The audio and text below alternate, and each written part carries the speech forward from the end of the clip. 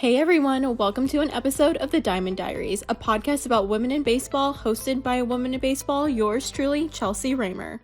How have you been?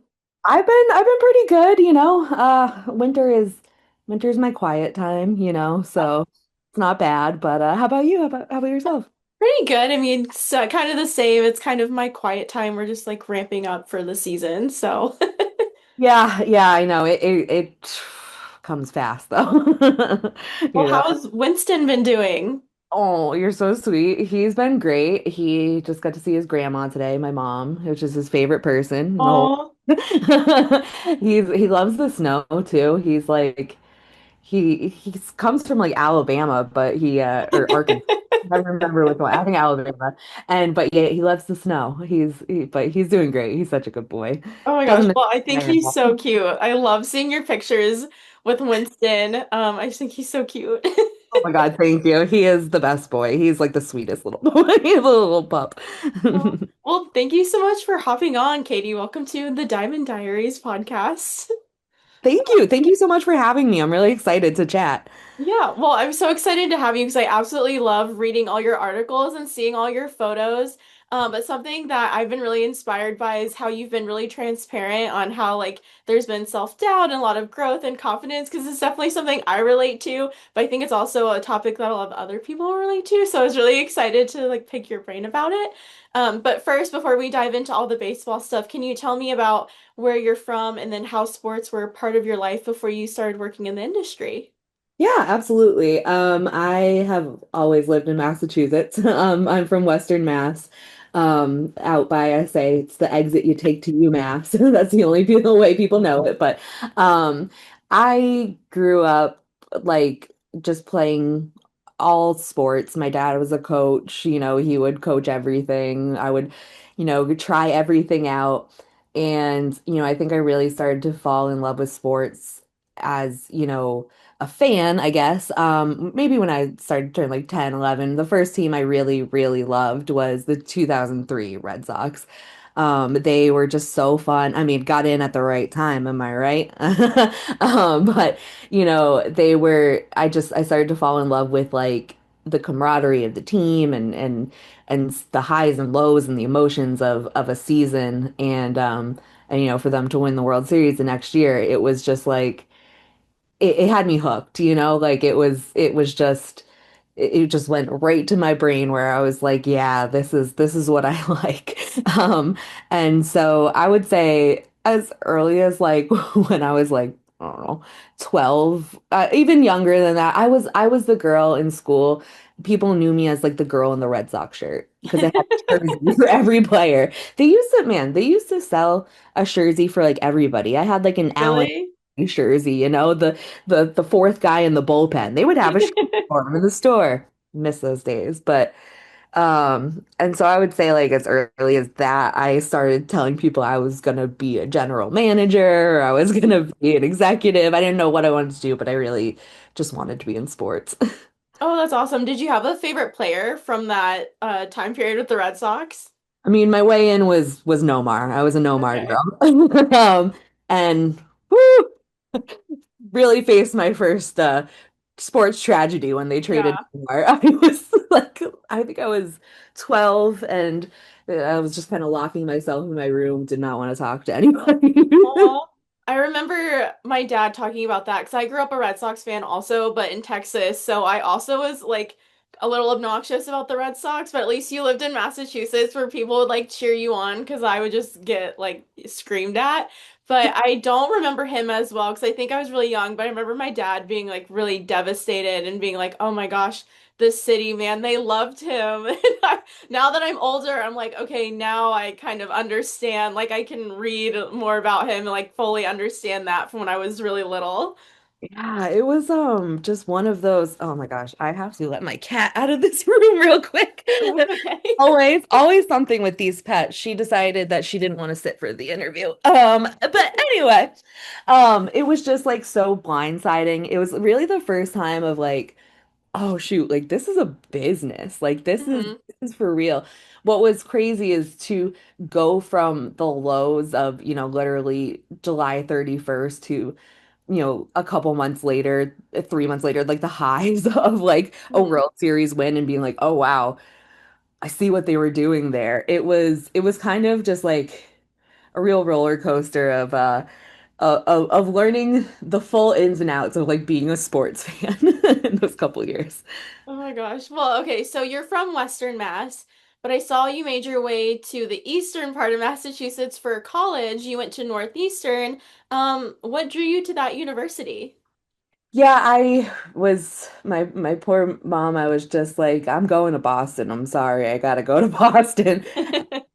I just knew I wanted to be in the city, so that was an easy place to start is knowing what city because there's so many colleges there. I was actually thinking about this. I was like, what did lead me to Northeastern? And there were a couple of things.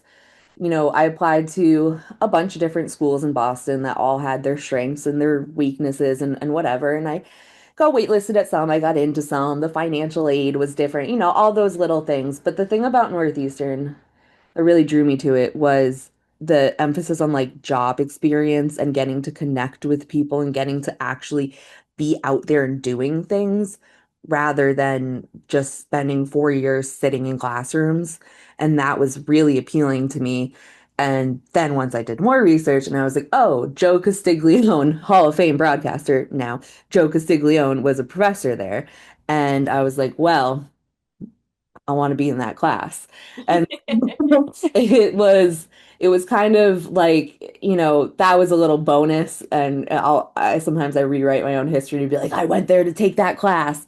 Nah, I went there for a lot of reasons, but I really wanted to be in the mix of things and get the chance to like to do rather than and so I would be ready, once I was out in the world. And I really think it helped me with that. Oh, that's awesome. Well, okay, so speaking of Joe Castiglione, I saw that you um worked at is it WEEI, and you got to kind of assist him, and I think that is so cool. What was that like? Can you kind of tell me about, how you got into that role and what it was like getting to work, alongside him? It was, I mean, like completely life changing to me, honestly. Um, I ended up t I my mom reminded me of this. It's so crazy how life works. I had a roommate who got into his class. She was a bit older than me, and she got into his class and she knew that I really wanted to be in it and I couldn't get into it because I was a sophomore. And she let me have like she dropped that and let me take her spot. Like we coordinated it. So I got right in when she dropped it. She was like, I don't care. I don't need to take this one. There's another class I can take. And it's crazy how much like that. I wish I could like tell. I don't know her anymore, but I wish I could tell her like that changed my life, And I really just tried to show him how much love I had for sports and how interested I was in truly like making this my career. I think there were a lot of people in that class who um who were dabbling in it, who some of them literally like went on to work in like local news in Boston and Rhode Island. One of them who I was a TA for later, she's a gold medal hockey player who plays for the Minnesota Frost, like they're all kind of like people wanted to be involved in sports or broadcasting, but I wanted both. And I wanted to really like show him that that was my main focus. And I ended up being his youngest intern ever. He wasn't sure that he should take a sophomore on, but I convinced him that I really, really wanted it. And so my first year there was 2012. And a little bit about what I got to do. Joe is amazing because he really trusted me to just get enmeshed in that world, like the first time going down to the clubhouse was, I mean, I'll never forget it, right? You walk in and you're like, these are all the guys I've been watching on TV for my whole life, and they Mhm. are standing in front of me now, and I'm expected to talk to them. The first time I talked to Kevin Youkilis, who is one of my favorite players, um, he he was funny, he was like joking, but he wasn't making fun of me or anything. He was making fun of some other reporter, but he was kind of joking around, involving me in it. And I was like, I don't know what's going on. I don't know how to react to anything. But Joe just really let me like dive right into it. And I would help him. I would research stats like during the game. This was like the dawn of like sports Twitter. And I was like on the forefront of it. I was like, I got this crazy new website. I can find stuff so fast. People are tweeting all kinds of stuff. So I would give him things, I would pass him notes, and he would say things that I gave him on the broadcast, you know? Oh my And gosh, it's wild. that's awesome. The title that, I mean, I'm also grateful for this because like, the title that they gave me was statistician, which feels Mhm. so cool. Um, they don't be like, oh, she's the intern. I'm the statistician, you know? Very fancy. And they would say my name at the end of broadcasts. Oh, It was really cool. Like my mom would always like listen to the end and stuff. So I also got to go in the clubhouse and I would coordinate the interviews that they would do like for after wins they would grab a player and have them interview and I would tell them who I wanted. I would set them up on the headset. It was just you're really in it. And so that was how I got started. I did that for 2 years. They won the World Series in 2013, and oh, that's so cool. Yeah. What was I it like got, being a part of all of that? I mean, that's your favorite team and you were with them like working while they won a World Series.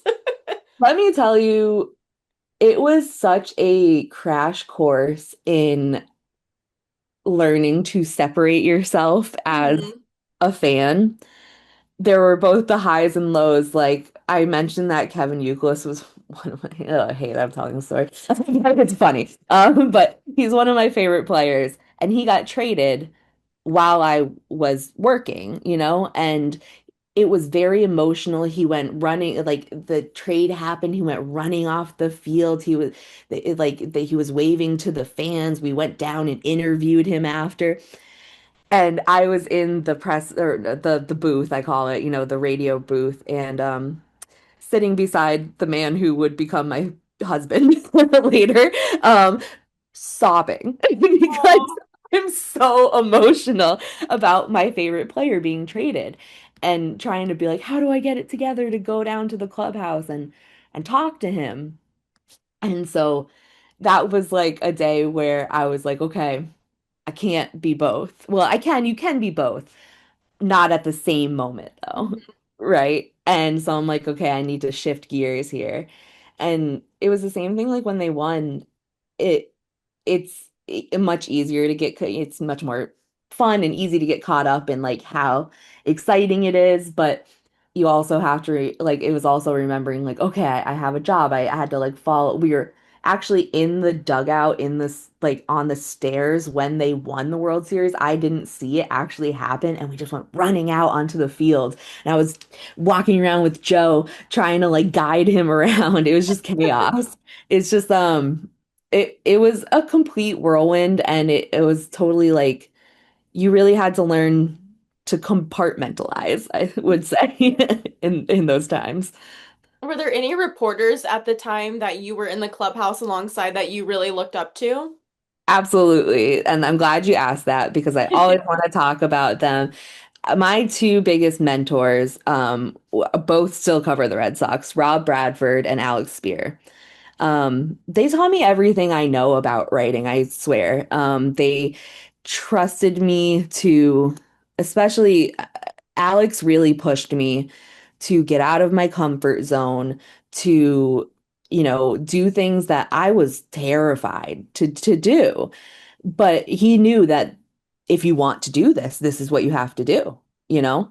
And, writing things that putting things out there and knowing that anybody can read them was so scary, but I felt so supported by them. At the time, they were both together at weei.com and they just had such a good rapport where Alex is so, thorough and technical and, dives into things head first. And Rob is so good at he's so personable and easy to talk to and opens people up. And being able to learn from both of them was just like honestly so incredible. They really are both still like very inspiring to me, and I always tell them thank you. But I would, it's just it's great to have somebody who will guide you and push you. I think the pushing part is even more important, you know?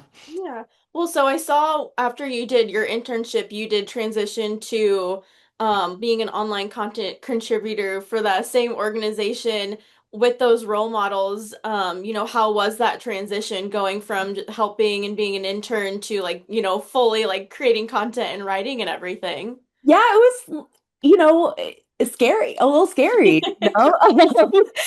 Like it's when you have that kind of fallback of I'm an intern. I think everybody just kind of looks at you and ex not expects you to screw up, but they were in that position before too, you know what I mean? And so they look at you a little bit more like a kid. And when you're taking on this role by yourself, and I think it was really important for me to like be able to go into the clubhouse and say like I'm a writer for weei.com or a contributor, or, whatever title I wanted to use.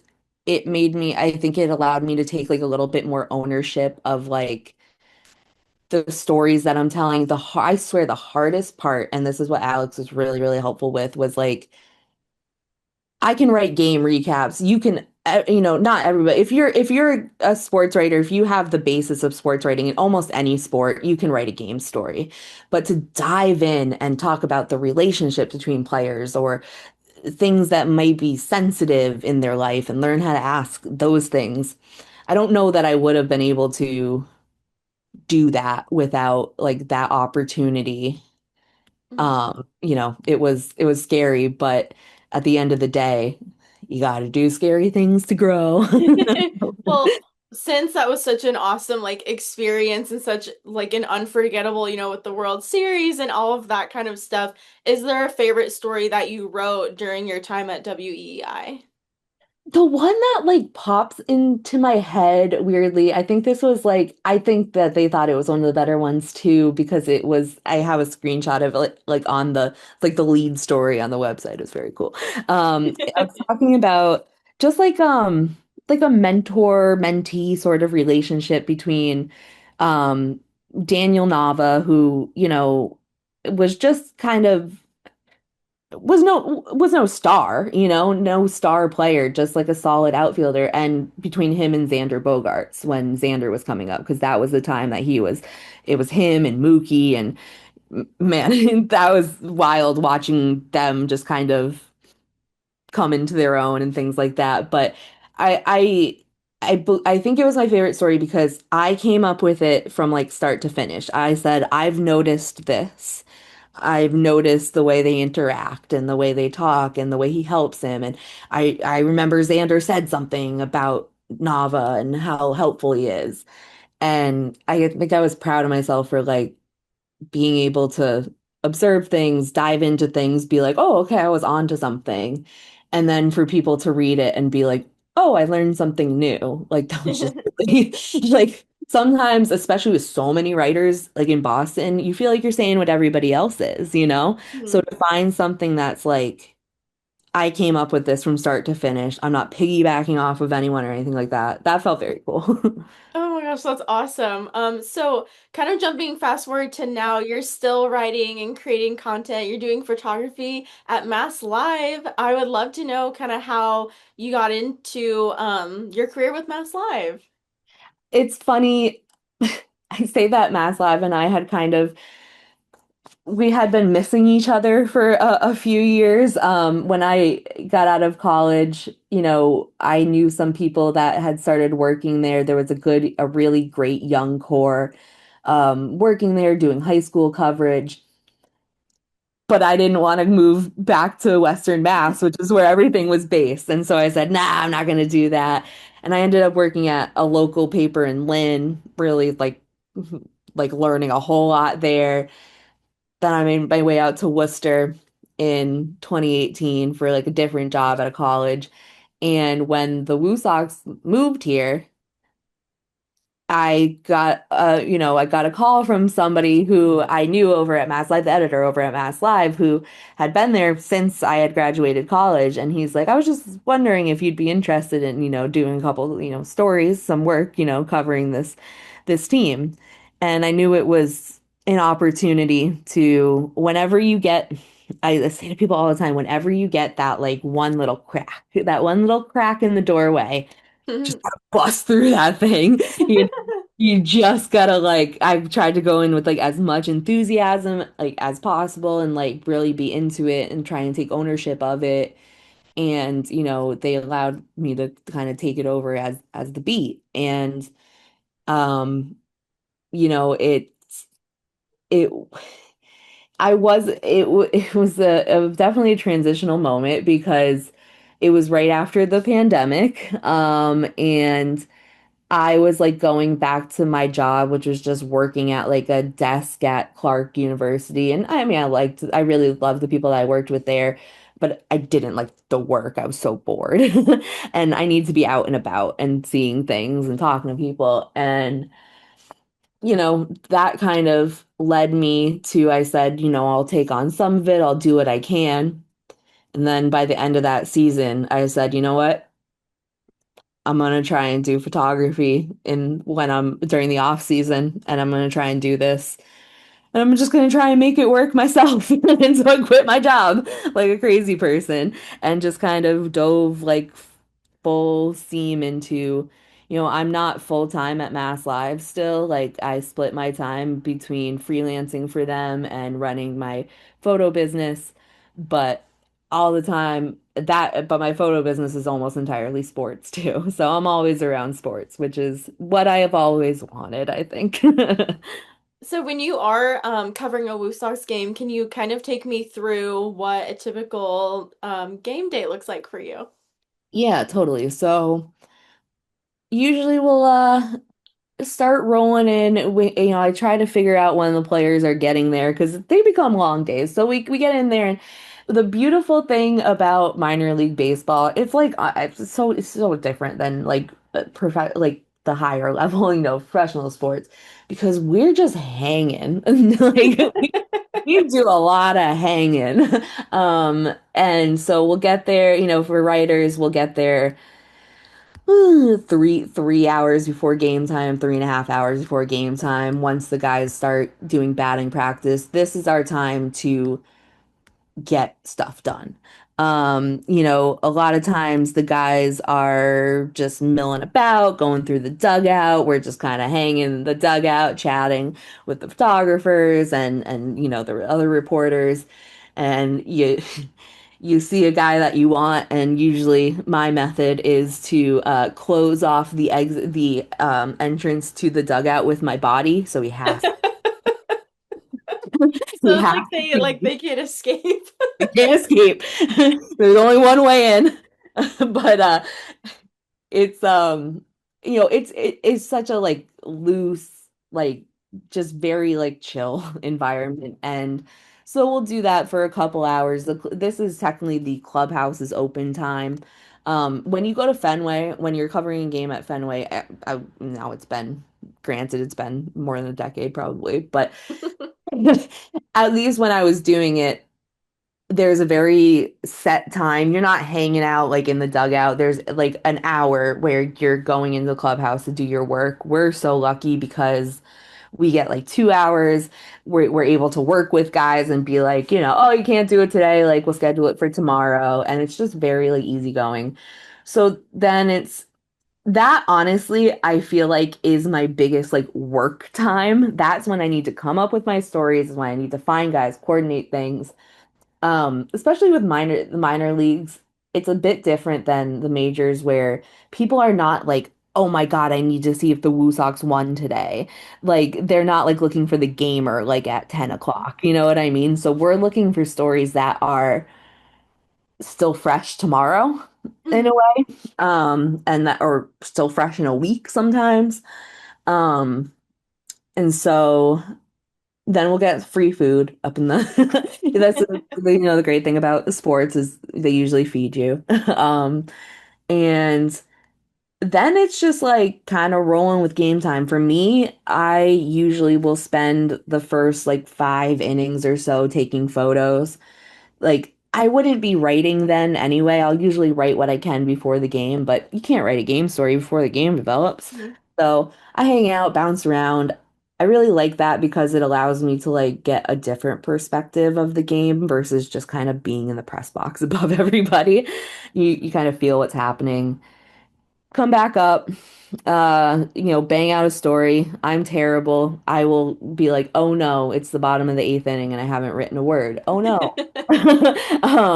And so, bang out the game story. My stories follow kind of a certain pattern where I put the game story in, but I really want the lead to, like I said, be something that is a little bit more evergreen.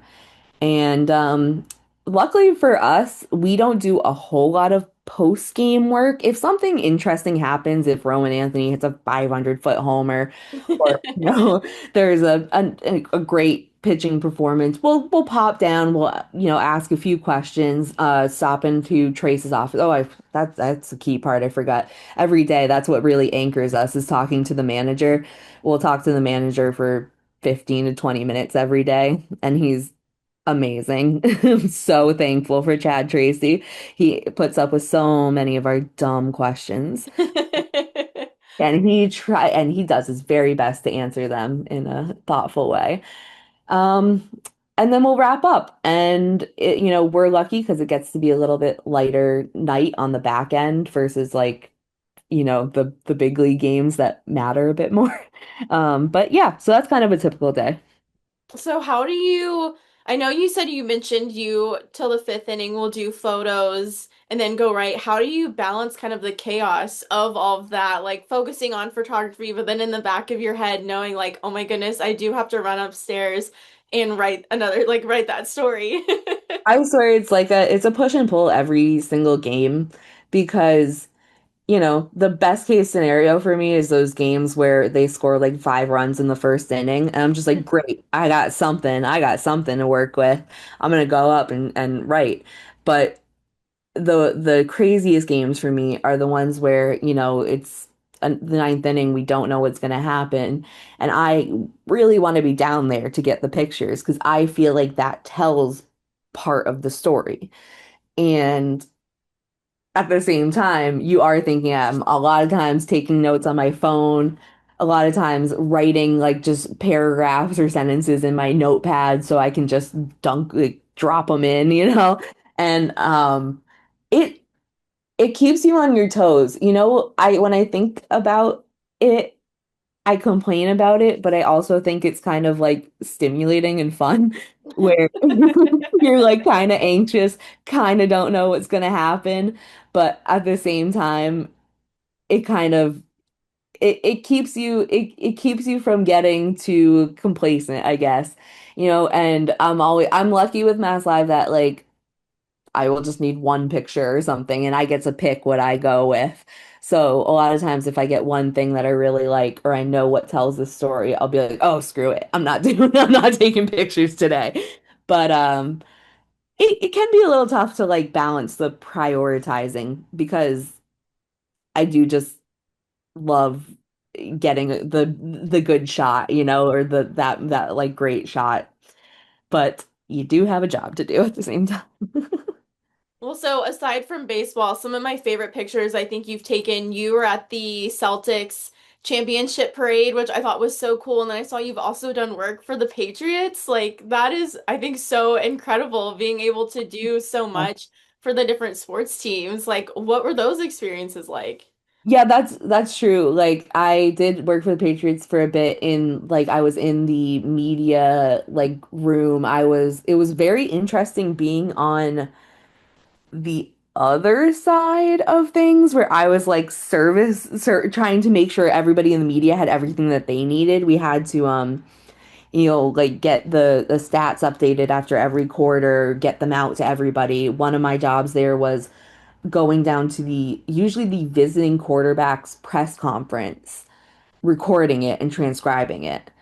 Oh my God, that sounds so old school now because AI transcribes everything in a minute. I would have to like be banging it out. but it was really cool to see the other side of things as I've been in the media for like most of my career, and just to even get a little bit of a taste of like how things work inside an organization. I honestly think that that makes me maybe not a better writer, but a better person to work with for those people because I understand what their job is like and what they need. And I was lucky the Celtics parade, Mass Live let me do that for them, and that was the coolest experience of my working life. I mean, that was incredible. I don't even know if I was where I was supposed to be. Nobody really told us what to do. I just started following a duck boat. And then before I knew it, I was like, I am in the route and there's no escape. I am walking this thing to the end next to the duck boats.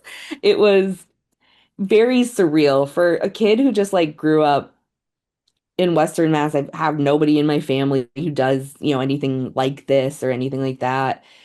It was just like there have been some real like, wow, this was possible, like that's what something I just like to say is like I didn't really have like I didn't have connections really, I didn't have like a leg up in that way. And sometimes it can get frustrating, especially being in these bigger colleges or whatever, where you're like competing against people who have a lot of resources or a lot of connections or a lot of whatever. I had a lot of enthusiasm.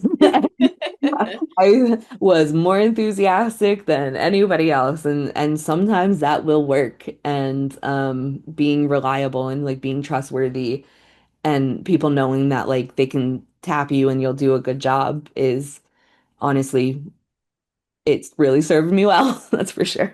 Yeah. Well, I want to talk about too some big moments you had this past season. So I got to watch this kind of on social media happen in real time. You had breaking news of two prospects, Marcelo Meyer and Roman Anthony, when they each got their call up. So it was Marcelo in May and then Roman in June. Can you kind of like take me through, just doing all of that, the chaos? Saw videos of you captured them with their suitcases or in the Yeah. cars, or the chaos of Marcelo like not, having his keys. Like, can you take me through those moments? I'm dying to know what all that was like. It was the Marcelo day was so crazy. I'm pretty sure was it a double header that day? Can't remember what the circumstance was, but I remember very clearly. I like went into the clubhouse. I checked the lineup because that's usually the first thing I'll do. I'll take a spin through the clubhouse, check the lineup, and I was like, why would Marcelo not be in the lineup today? So I stick my head in Trace's office, or I find him and I start running behind him. And I was like, hey, why is Marcelo not in the lineup? He's like, it's precautionary. I was like, okay, can I write that? He's like, yep. I was like, okay, fine. So we're just kind of hanging out on the field, and all of a sudden the photographers go running, and we go, wait a second, the coaches haven't been out here for a while. Something's going on. This is honestly how we have to like tell things are going on, is you just have to, I feel like a dog. You just have to sniff around and be like, what is happening? And so like we kind of me and like another writer, Tommy from the Telegram, he is in Gazette in Worcester. We kind of follow things in there and see what's going on. And we go in the clubhouse and he's getting hugs, he's getting congratulations. Very obvious now what's happened. And from then, it was a freaking whirlwind. It was just like everybody was like, "What's going on?" Like, okay, all right, what's the move? What's going on? I was looking at my texts that I sent to like my colleagues. Like, I was in a thread with like Chris Smith and Chris Cotillo, who cover the Red Sox for us, and our editors. I'm like, guys, Marcelo's getting called up. They're like, why would you think that? I was like, I have like a paragraph that's like this long where I'm like, this is all this stuff that's happening. And he is the most easygoing kind of guy Yeah. where it was probably a good one for it to happen so chaotically because like he's just kind of going with the flow. He's like, I don't know, I'll get there. We'll figure it out. Following, you should have seen people following him out to his car. I mean, it was like It was like a wrestling entrance a little bit. It was like all the photographers holding the cameras up here and we're holding our phones up and he's just like the best sport about it. He's just he gave all of us a hug, he was like, "Oh, so good to," we've only known him for a couple months, but he's so friendly. That was a crazy one. That was a whirlwind. And we see him take off in the clubby's car and we're like, okay, like what's going on there, bud? And then we find out from the other clubbies that he doesn't have his keys. And contrasting that one with Roman, which oh, God, Roman was quite a story. I don't know, I just felt like it was happening that day. It was an off day. I just felt like it might happen. And I was telling that to my husband. I was like, I want to be around there, but I feel like such a weirdo just like hanging out in front of the park, just waiting for the bus to leave. So what did we do? We rented the batting cages at the park. And we're like, now we have a reason to be there. So we're waiting for the batting cages and Roman comes out with his suitcase or goes out to his apartment and then the bus leaves. And I'm like, he's not on that bus. Like, Mhm. what is going on? So we're freaking out. I actually had, when he came out, I told my husband, I was like, don't look at him, don't look at him. I need to figure out what's going on. And so I ended up like chasing him into like the parking lot and then being like, Rowan, are you getting called up? It's just like, it's so hectic and it's so like wild to just kind of nobody wants to tell you anything. You know what I mean? Nobody wants to say anything, but to just feel this weirdness of just like something's going down. That's what I think it's just like something's happening. Well, were you expecting um your, posts on X to like blow up as they did? Because that's how I found out. I remember seeing that and then everyone kind of resharing your post and saying like, "Oh, Katie had it first." Like what was that like? That was really wild. It's probably like the first time that's like really happened. Like it have like with the Marcelo one and then it happened with the Roman one. The Roman one was crazy because I was like, oh, my voice is on the video.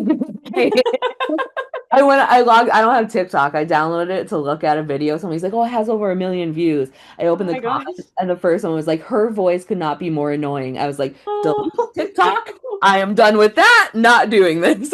oh Um, no. but that is, to be honest with you, I thought that would be like more stressful than it was, to be honest. You kind of just let it go and you go like people will do with it what they're gonna do with it Yeah. as long as you know you're right. But it was a weird feeling being so visible. Yeah. Yeah, I feel like my biggest fear is like tweeting something and having it not, I don't know, maybe be accurate or people call me out for something and not realizing it. But yeah, no, I can imagine how it could be a little bit scary. Girl, it's my fear every time I tweet, I swear. It's like every time like, and I think the hard part too is that you're gonna get stuff wrong. I get the distance of a home run wrong. You know what I mean? I looked at it, I thought it said 436, it said 416. Who cares? Those things are gonna happen for sure. Um, it's these moments where it's like somebody's life and like a really big moment in their life where I'm just like, boy, I better be getting this right. It's Do you scary. ever feel like being a woman covering a baseball team, you would get criticized a little bit more than maybe, I know you mentioned Chris Smith and Chris Cotillo, than maybe they would if they were to make the same mistake? It definitely feels vulnerable that way. I would definitely say that. I think that I think you have to do so much more to prove that you are trustworthy and that you are knowledgeable when you're a woman online like that. Weirdly, I don't feel like that's translated in real life on the ground to talking to the players or coaches. I don't feel that quite the same way. But when people are faceless and behind a, a Yeah. screen, I think there's just been so like it sucks. Like you have to like I feel like I've had to have so much. That's why I have such fear every time because if I tweet that it was 436 and it was 416, somebody's going to call me out for that. And then that's like a ding to my credibility. And I feel like honestly, especially as a woman, that I have to have like such a high standard for those things because people will eat you up over any little mistake, you know? Right. Yeah, no, I feel that. And then kind of going on the you mentioning on social media that you were a little bit more confident this year and like in the past you've had self-doubt. So I was really curious, is that feeling of self-doubt something you've dealt with early on in your career, or is it kind of something that's happened more recently? I'd say it's always been there, weird, you know.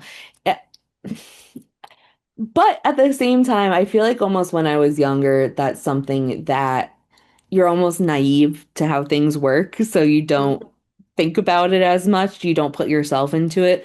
When when it's your own reputation on the line, you know, yeah, it definitely I feel like it has wavered. It has gone definitely gone up and down. That's like something I feel like is important for people to like realize too is like it it will go up and down. It is not a linear situation. And like, you know, there have been times where, you know, small things, small bits of rejection, you know, by a player or, you know, if a story isn't hitting or if somebody says I made a mistake, where it's so easy to get down on yourself and be like, am I doing this right? And, you know, times where you know, I can't think I'm people are beating me to stories. I'm running behind. I'm not finding the right thing. And, you know, it's it's so easy to like focus on those so-called failures than to like look at all the successes, you know. You know, of course, but yeah, and when especially when you're a freelancer, especially when you're like kind of just there on your own, you kind of got to generate that confidence from yourself. It's not coming from anybody else. You don't have like a hype man, you know? Like Yeah. sometimes I wish I had like a little partner with me, you know, and bounce stuff off of, but yeah, it's tough. I know too, you've kind of mentioned that you could in your post that you couldn't do it without your support system. Who is your support system and how have they really helped you through this journey? Yeah, my husband is my rock really. He was I had mentioned it earlier. He was the became the executive producer of the Red Sox broadcast on WEEI. So we both have a real background in sports. And I feel like that just really allows him to just understand all of the crazy stuff that I deal with in a way that somebody who doesn't who didn't have that background, I don't know if they would get all this weird stuff that you deal with like sports media. And you know, he's out of it now. He's got a stable job where it's not crazy. But he's just been so good and like my mom has always really fostered my love for sports. You know, she was right there along with me in 2004 when we were watching the World Series. Like she's always, you know, she took me to, we went on a vacation to Cincinnati because my two favorite players were playing, you know, Aw. and then I lost my voice and I couldn't yell to them to get an autograph, so she had to yell to get them over. And so, you know, I really feel like I probably wouldn't have found my thing, you know, if it wasn't for her being so supportive of me. And I know she'll listen to this, so I love you, Mom. Aw. Oh, that's so sweet. And then, so what would you say to someone who is having that self-doubt feeling and maybe thinking they aren't good enough and they might not, get to where they want to go?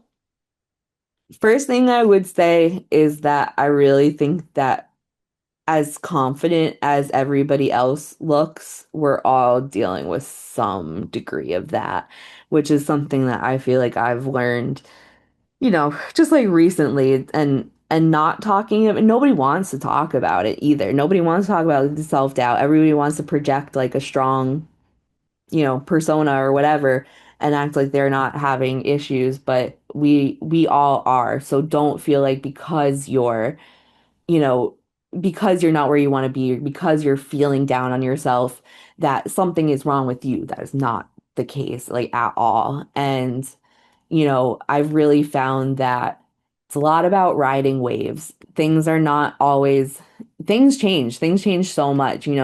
I had a job where, I mean, there were times I was working at like a little newspaper, and there were times where I'm like, if I was getting paid more, if things were different, I could stay here forever. But that's not really how things work. Things are going to change. You have to ride the waves. And I would go back to like saying like, yeah, like I don't really have, I didn't go to some super fancy high school. I got really lucky getting into the college I got into. And, you don't have to, you really have to care. You just really have to care. And sometimes that really sucks on your end because you care too much. But people see that and they respond to it, and they respond to people who have enthusiasm and love for what they're doing. Yeah, and then so okay, this is my final question, but it's probably my most cliche. What advice would you give to a woman who wants to be in your shoes one day? The first thing I would say is we need more of you. Like please, we need more of you. I think I spent a lot of my career feeling like I wanted to not have a gender. I didn't want people to see me as a woman. I didn't want people to see me as a man. I just wanted people to see me as a person. I Mhm. still feel like that. But I feel a bit differently now. I feel like I'm more proud to be a woman in this space because I think my perspective is important. And I would say that to women all over is we really need your perspectives. Like, look at just in the last like few years how like women's sports have blown up, and like we need people. And I'm not saying just cover women's sports, cover all sports, but we need women to tell other women's stories. We need people out there. We need to get more involved. We need to be visible. We need to be out there. I feel both good and bad when I'm on like a football sideline and I'm the only woman there with the camera because I feel proud that I'm taking up that space, but I want more of us because we are so incredibly capable of doing it. And I think our perspectives are so important. And, yeah, just don't be afraid and don't try to just be right like a man, right like yourself. Just be yourself. I really feel like it's important. Oh, awesome. Well, Katie, thank you so much. That was all like such great advice. That was really great. Thank you for being here. I enjoyed it so much. Thank you for letting me talk about this stuff. It's been really fun. Thanks so much for tuning in, and we'll chat again soon. XOXO, Chelsea.